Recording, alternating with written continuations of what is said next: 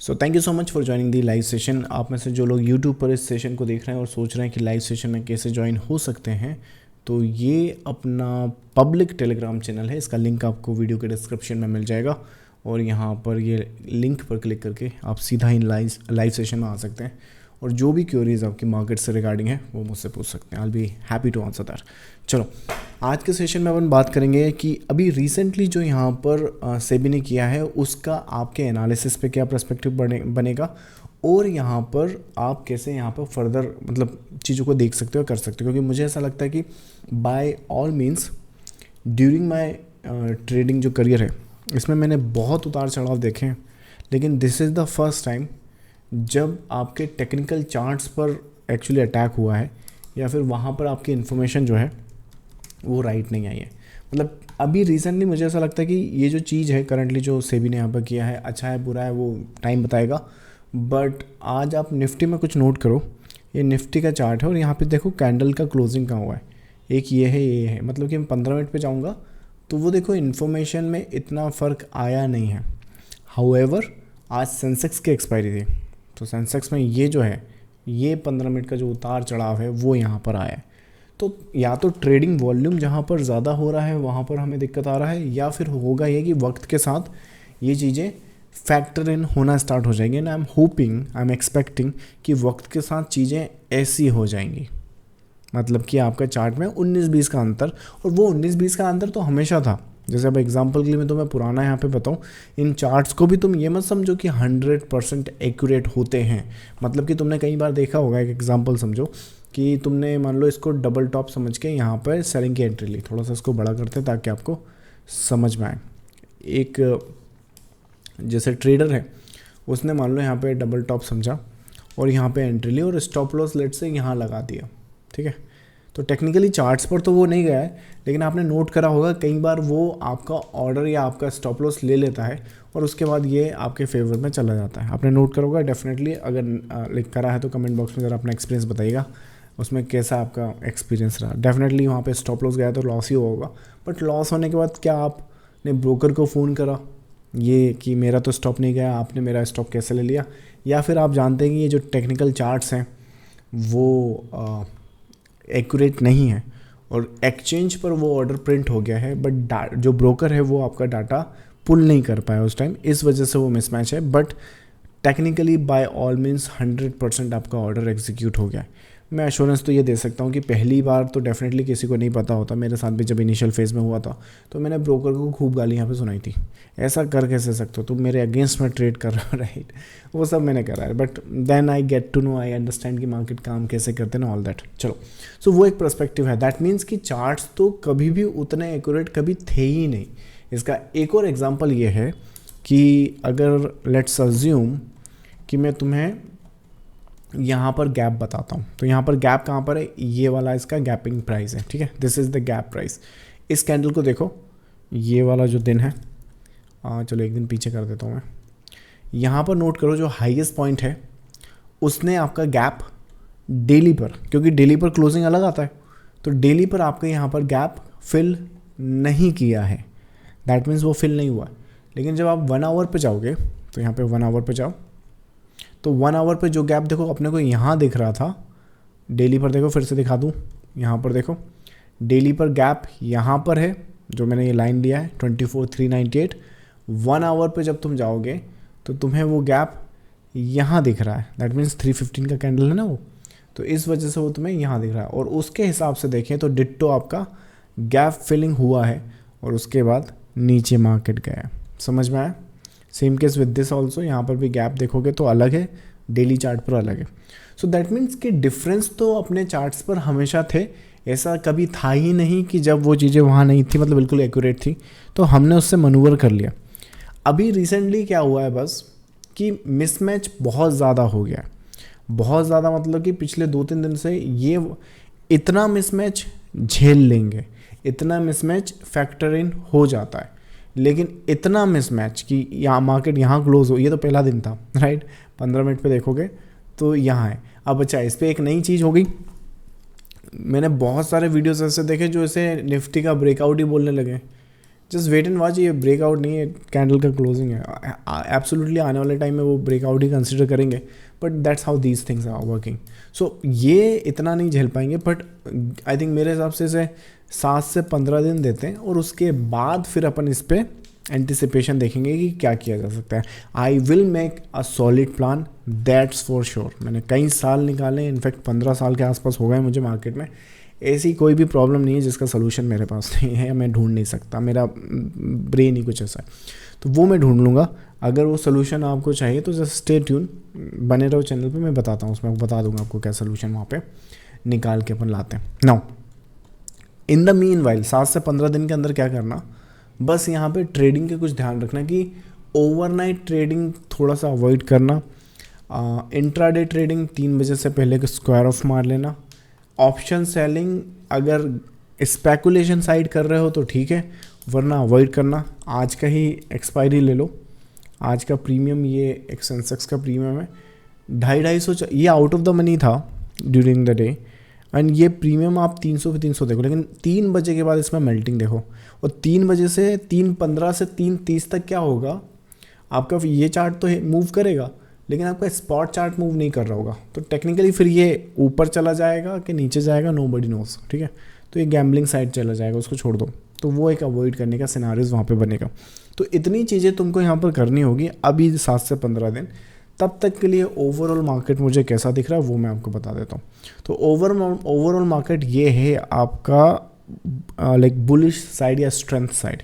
यहाँ पे couple of चीज़ें हैं जो मैं एक्सपेक्ट कर सकता हूँ कि या तो अपन यहाँ पे लार्जर साइडवेज मार्केट में हैं, that is the larger sideways market, ठीक है। एक तो ये लार्जर साइडवेज मार्केट है, या फिर यहाँ पर अपन अभी इंटरनल बेसिस के साइडवेज मार्केट में हैं, या फिर यहाँ पर अपन सीधा बुलिश हैं और यहाँ से सीधा निकल जाएंगे।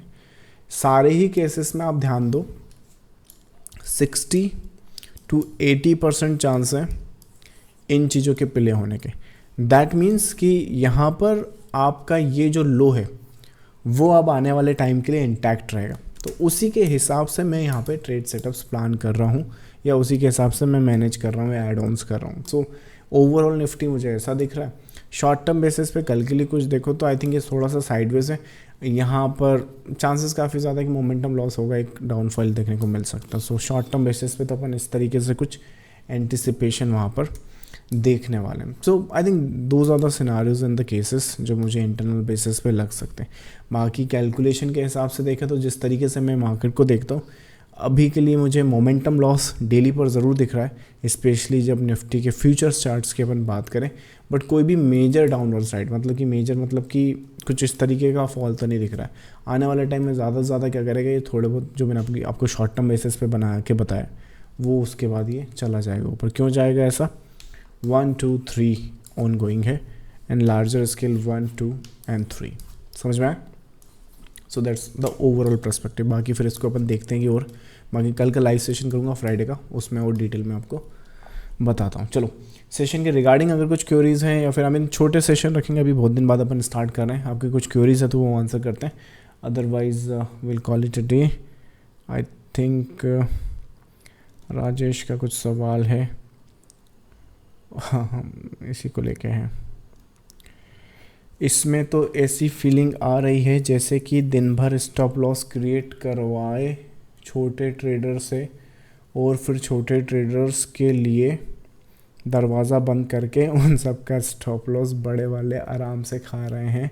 शुरू के 3 दिन ऐसी फीलिंग दे रहे हैं। एब्सोल्युटली आई थिंक मुझे लगता है राजेश सही बोल रहा है, छोटे नहीं, आई थिंक मुझे लगता है सारे ही रिटेलर्स एक्चुअली छोटा ही होता है। I think my bad, I think feeling तो यही है। This is the first time even I can not defend it, मैंने कोशिश बहुत करी है, लेकिन but Rajesh you know what, जिस सिस्टम पे मैं काम करता हूँ, जिस तरीके से मैं मार्केट को समझता हूँ, मुझे मार्केट समझ में बहुत अच्छे से आता है। मतलब मुझे ये समझ में आता है कि कब मार्केट में एक लार्जर अंडर करंट चल रहा है, या फिर स्ट्रेंथ वहाँ पर दिख रही है, या फिर वहाँ पे सेलिंग प्रेशर ज़्यादा दिख रहा है। तो थोड़ा सा एक वॉलेटिलिटी तो क्रिएट हो रही है मार्केट की, जो मैं समझ पा रहा हूँ कि जो मुझे थोड़े दिन के लिए मुझे लगता है कि मेरे जो बहुत अच्छे सेटअप्स होंगे वो भी शायद ना चलें, लेकिन इवेंचुअली इवेंचुअली ये मार्केट है और ये एक लैंग्वेज है ग्रीड और फियर की, जो मुझे नहीं लगता कि अपना जो वेव थ्योरी का कंसेप्ट है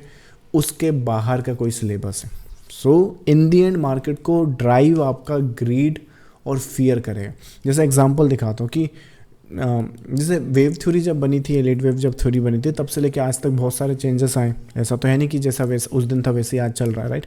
बहुत सारे पैटर्न्स तो मैंने डिस्कवर किए हुए हैं, जैसे एक एल शेप हो गया, अपना प्राइम स्ट्रक्चर हो गया, राइट। एक 5 वेव का पुल बैक स्ट्रक्चर है, राइट। एक वेज फॉर्मेशन है, standard wedge formation. These are the pattern जो मेरी डिस्कवरी है। तो ये क्या हुआ, वक्त के साथ जैसे जैसे मार्केट ने रिएक्ट करा है वैसे वैसे उनकी डिस्कवरीज होती गई। तो हो सकता है कि आने वाले टाइम में यहाँ पर मे भी कुछ शायद पैटर्न्स और स्ट्रक्चर नए देखने को मिल जाए या वॉलेटाइल देखने को मिल जाए, but eventually they will make sense. वो जो पैसा है, ऐसा बोलते हैं ना कि दुनिया में सबको बराबर पैसा बांट दो तो भी वो वहीं चला जाएगा जहाँ वो बिलोंग करता है। तो जो 1% ट्रेडर हैं वो कभी भी इस मार्केट से बाहर नहीं हो सकते। आपका जॉब सिर्फ इतना सा है राजेश कि बस जब टफ टाइम हो ना तो अपनी कैपिटल प्रोटेक्ट करके रखो। गलतियां मार्केट में करो बट अगली गलती करने के लिए ज़िंदा रहो। इतना कर लिया, वेल डन। मार्केट खुद तुम्हें रिवॉर्ड करेगा। 12% पे तो तुम्हें वैसे ही कंपाउंड कर देगा, बट अच्छे से कर लिया तो बहुत अच्छा रिटर्न यहाँ से निकाल सकते हो। सो हो जाएगा, चिंता मत करो, just give it some time. Okay, चलो नेक्स्ट क्वेश्चन है आपका, आई थिंक पराग का है। क्या मार्केट यहाँ से क्रैश हो सकता है? मुझे लगता है पराग क्रैश, जैसा मैंने तुम्हें अभी समझाया मार्केट की, क्रैश तो मुझे मार्केट का नहीं लगता। हाँ, ये अलग बात है कि तुम क्रैश बोल किसको रहे हो।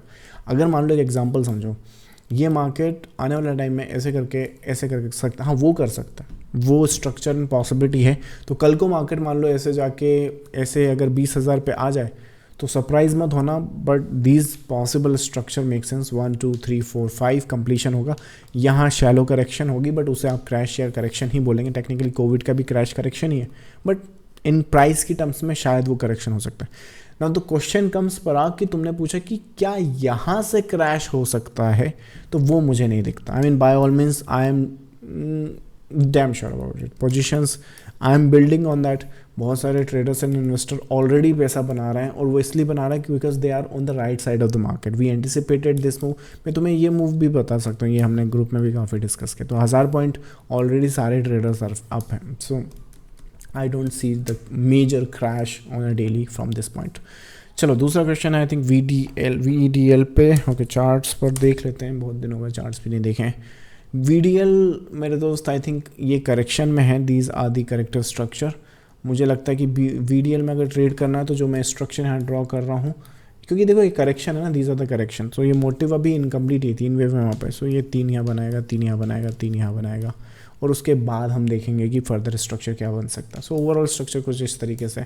आने वाले टाइम में VDL अगर साइडवेज रहे तो सरप्राइज मत होना। The market is already telling you, the only thing is आप उसे रीड कर पा रहे हैं क्या। चलो नेक्स्ट है आपका, क्या गैप हमेशा फिल होते हैं? सवाल अच्छा है। गैप हमेशा फिल होते हैं। मैं तुम्हें प्रैक्टिकल करके बता सकता हूँ कि गैप हमेशा फिल नहीं होते, बट तुम्हें इल्यूजन लग सकता है कि फिल हो सकते हैं। सो देखो इवेंचुअली जो मार्केट है वो आपका मूव करेगा वर्टिकल फॉर्मेट में, मतलब ऐसे या ऐसे, ठीक है। अब अगर यहाँ कोई गैप है यहाँ पे, तो इस वेव से आपको लगेगा कि वो फिल हो गया है। अगर यहाँ कोई गैप है तो इस वेव से लगेगा कि वो फिल हो गया। एंड अभी तक जब तक ये सेबी ने मचानी नहीं करी थी, तब तक शॉर्ट टर्म टाइम फ्रेम पे, जैसे मैंने आपको ये एग्जांपल से बताया था, तो शॉर्ट टर्म टाइम फ्रेम पे 10 से 15 दिन का जो गैप होता है वो ज़रूर आपका वैल्यूबल गैप है, यूजुअल गैप है, उस पर आपको नज़र रखनी चाहिए। बट जैसे जैसे 1 महीने से पुराना गैप है तो उस पर आपको काम करना चाहिए या नहीं करना चाहिए, वो वेव थ्योरी के हिसाब से डिसाइड करो। बहुत अच्छा पैसा बनाओगे। नहीं तो क्या होगा कि गैप चलेंगे नहीं जैसे आपके एंटिसिपेशन, क्योंकि मैं आपको ये बात साबित करके बता सकता हूँ। अब एग्जांपल के लिए ये गैप देखो, यहाँ पे भी एक गैप है, ये तो फिल नहीं हुआ, राइट। पर जैसा मैंने कहा कि आने वाले टाइम में मार्केट अगर ऐसे कर दे तो सरप्राइज मत होना। तो ये जो कर रहा है ना, उसके पीछे का रीज़न 1 2 3 4 5 एंड करेक्टिव स्ट्रक्चर है। ये गैप नहीं है कि गैप फिल करने मार्केट आएगा, पर वो लगेगा ऐसा कि हाँ गैप फिल करने आया, राइट। ऐसा नहीं होता। तो डज गैप, मुझे लगता है आपका सवाल मैं रिफ्रेम कर देता हूँ, क्या गैप रेजिस्टेंस एंड सपोर्ट की तरह एक्ट करते हैं? आई थिंक ये क्वेश्चन आपके ज़्यादा अच्छा बन सकता था, ऐसे पूछता तो मैं बताता। तो शॉर्ट टर्म टाइम फ्रेम में ऐसे गैप जो 1 महीने से लेके रीसेंट मान लो, लेट से 1 महीने के अंदर के गैप हैं वो आपके सपोर्ट और रेजिस्टेंस की तरह काम कर सकते हैं, एब्सोल्युटली फाइन। बट 1 महीने से पुराने जो गैप हैं उन्हें बस आप पीस ऑफ इन्फॉर्मेशन लें, वो किसी काम के नहीं। जैसे यहाँ पे गैप है, कोई काम का नहीं, उसके नीचे भी जाएगा फिर भी ऊपर जाएगा। यहाँ पे गैप है, लक रहा, ठीक है। सो majority of that is luck. चलो नेक्स्ट आपका सवाल है TCS डेली चार्ट। TCS पर डेली चार्ट मेरे हिसाब से ये रहा। TCS पर डेली चार्ट IT सेक्टर में थोड़ी सी स्ट्रेंथ आई है, मुझे लगता है TCS भी रेप्लिकेट करेगा। आपका 2020 का बॉटम भी आ गया, थोड़ा सा 2600 का यहाँ पे रेजिस्टेंस है, बट मुझे लगता है कि एक बार TCS ने ये जो एक्यूमुलेशन फेज़ है वो पार कर लिया 2600 का। I think regardless the case don't get surprise if it does this, so just be careful, the structure is ready for that. So that's I think. एक लास्ट क्वेश्चन लेते हैं और उसका कॉल इट डन करते हैं। Wave में accuracy कैसे increase करूं? पराग, अगर तुम्हें वेव में एक्यूरेसी इंक्रीज़ करनी है तो अपनी वेबसाइट पर तुम ये बुक पढ़ सकते हो। मैंने अपने टोटल 25 पैटर्न्स मार्केट में स्ट्रक्चर और जो भी ट्रेडिंग वेल्थ मैंने बनाई है, राइट, आप में से जिनने नहीं देखी है तो मैंने एक 1 CR का डेमो जो अकाउंट होता है ना, मतलब कि जो आप लोगों को शेयर कर सकता हूँ, वो भी मैंने यहाँ पे बता रखा। तो ये जो वैल्यू है मैंने इस बुक में जो नॉलेज है उसके बेसिस पर ही गेन किया है, उसके बेसिस पे ही पहुँचा है। सो अगर आपको वेव में एक्यूरेसी बढ़ानी है या मार्केट में एंटिसिपेशन है, एनालिसिस आपको करनी है, बहुत अच्छे से करनी है, तो I think I would say कि रीड दिस बुक। ये आपको आपके गोल्स तक पहुंचा देगी। विद इन अ ईयर आप अपने आप को पहचान नहीं पाओगे कि मैं 1 साल पहले क्या था और अब क्या था। So I think that's the possibility it has. चलो, so thank you so much for joining the live session, guys. I'll see you in the next live session. I'll upload the video. Bye bye.